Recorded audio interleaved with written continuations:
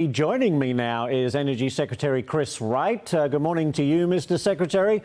I guess the first question to you is, what would you like to see come from this meeting today? Oh, the clear message straight from the president's mouth that America is open for business. He got elected to unleash American energy because energy is involved in everything we do. You lower energy prices and you improve quality of living and you stop inflation. So that's the clear message from President Trump. That's why he got elected, and that's what we're working on every day. Very good. I've got this one for you. According to a new report, the Biden administration buried a study in order to justify their ban on liquefied natural gas export projects in 2024. That LNG ban, shutting that down. What can you tell us about that report? Oh, extremely disappointed to see what was done. In fact, last night I was just reading the original report prepared by the Department of Energy in 2023 that clearly showed it was in Americans' interest to grow our LNG exports. It wouldn't impact domestic prices, and in fact, it would lower greenhouse gas emissions. That's what the report said. But the Biden administration had this all-of-government approach against climate change, which clearly wasn't really about climate change, or they would have supported things that were going to drive down greenhouse gas emissions.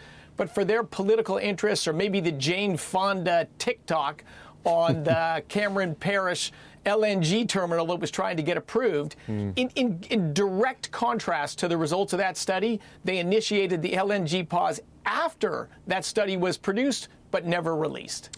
China has halted U.S. liquefied natural gas imports for the next 40 days because of the discussion over tariffs. President Trump says China's Xi will make a trip here in the near future. Will energy policy be on the agenda?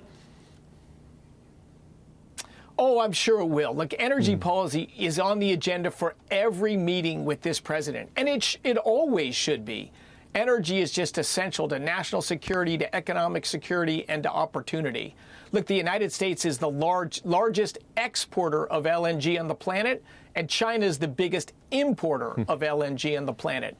I could break news for you right now if you've got a second. Yeah. I just signed literally 15 minutes ago the approval for the CP2 Cameron Parish 2 LNG export terminal in Louisiana. This is a huge growth in U.S. LNG exports, and in fact, it's the very project that Jane Fonda made the TikTok about and probably drove the Biden administration to that really ill-conceived idea to pause LNG export approvals. But it has now been approved.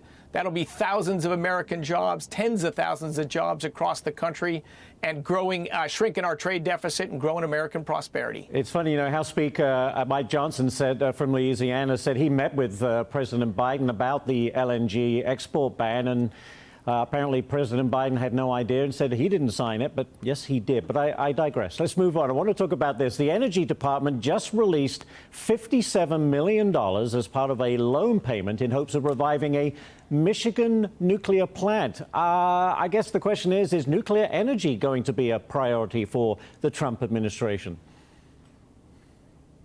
Oh, absolutely. All energy that's affordable, reliable, and secure is a part of the Trump administration, and nuclear absolutely falls in that category. Here's a great nuclear plant in southwestern Michigan that supplied nearly a gigawatt of power for decades, and again, I think was just foolishly closed and shut down during the Biden administration.